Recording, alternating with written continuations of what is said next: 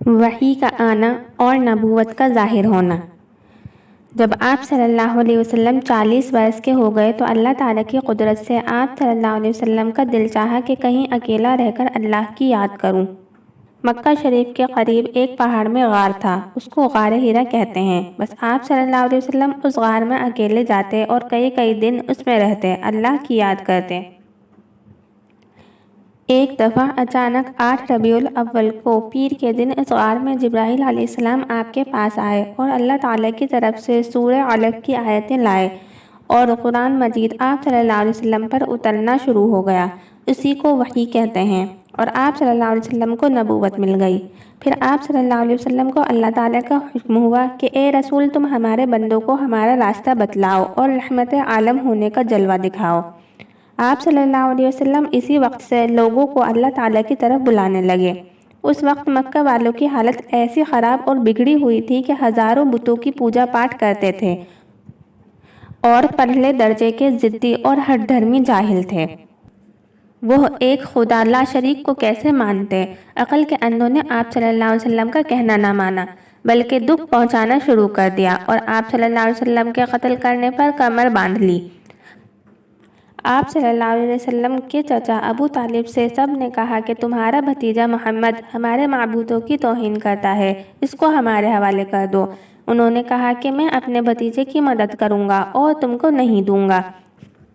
یہ جواب سن کر وہ لوگ غصے میں بھر گئے اور ابو طالب سمجھ گئے کہ یہ موقع پا کر میرے بھتیجے کو قتل کر ڈالیں گے۔ پھر انہوں نے آپ صلی اللہ علیہ وسلم کے بچانے کی یہ تدبیر کی کہ آپ صلی اللہ علیہ وسلم کو اور اپنے کنبے کے سب لوگوں کو لے کر پہاڑ کی گھاٹی میں چلے گئے۔ ان لوگوں نے ابو طالب سے قطع تعلق یعنی بائیکاٹ کر دیا، لین دین، خرید و فروخت سب چھوڑ دیا، یہاں تک کہ کھانے پینے کی چیزیں بھی بند کر دیں اور اس تعلق کے توڑنے کا ایک کاغذ لکھ کر کعبہ شریف میں لٹکا دیا۔ 3 سال تک آپ صلی اللہ علیہ وسلم نے اور ابو طالب نے اور سب کنبے نے اس گھاٹی میں بڑی تکلیف اٹھائی۔ آخر آپ صلی اللہ علیہ وسلم کو وحی سے معلوم ہوا کہ قطع تعلق کا جو کاغذ کعبہ شریف میں لٹکایا تھا وہ کیڑے نے کھا لیا، سوائے اللہ کے نام کے کوئی حرف اس میں نہیں رہا۔ آپ نے یہ سب حال ابو طالب کو بتلا دیا۔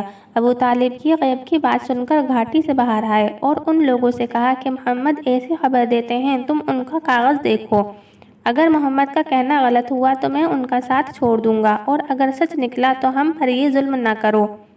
ان لوگوں نے اس کاغذ کو دیکھا تو ویسا ہی پایا جیسا کہ آپ صلی اللہ علیہ وسلم نے بتلایا تھا۔ تب وہ لوگ اس ظلم سے باز آئے اور ابو طالب کو لے کر شہر میں آ گئے۔ آپ صلی اللہ علیہ وسلم نے اللہ تعالیٰ کے حکم سے پھر وعظ و نصیحت کرنا شروع کر دیا۔ آپ صلی اللہ علیہ وسلم کی نبوت پر 10 سال گزرے تھے کہ ابو طالب کا کفر ہی پر انتقال ہو گیا، اور ان کے بعد 3 روز گزرے تھے کہ حضرت خدیجہ رضی اللہ عنہا کی بھی وفات ہو گئی۔ ان کی وفات کے بعد آپ صلی اللہ علیہ وسلم کے 2 نکاح ہوئے، ایک حضرت عائشہ صدیقہ رضی اللہ عنہا سے کہ اس وقت ان کی عمر 6 برس تھی، مکے میں نکاح ہوا اور مدینے میں آ کر 9 برس کی عمر میں ان کی رخصتی ہوئی۔ دوسرا نکاح حضرت سودہ بیوہ سے ہوا، پھر وہ مدینے میں تشریف لے آئے۔